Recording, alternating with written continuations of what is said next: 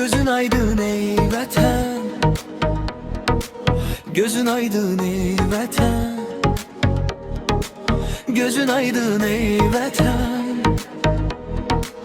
gözün aydın ey vətən.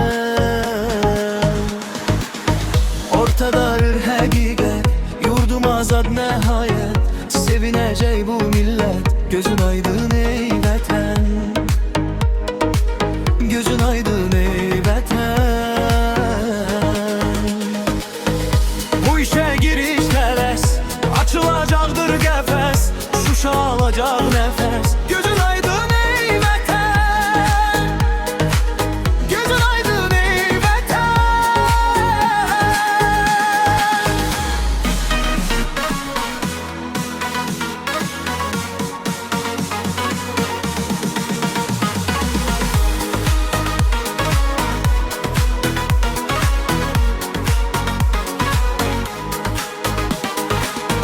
Bu torpaqdan güc aldıq, düşməni dərdə saldıq, belə qələbə çaldıq.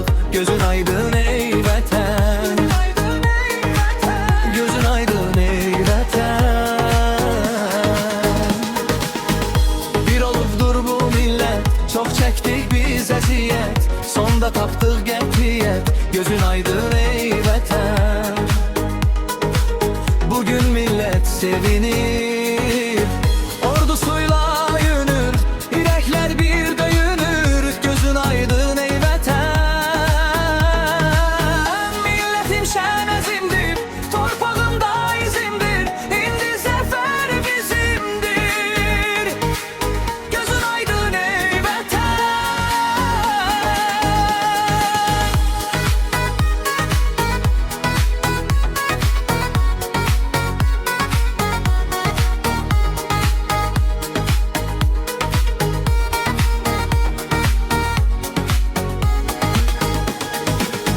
Dünya heyran orduma, mən vurğunam yurduma, ehtiyac yox yardıma.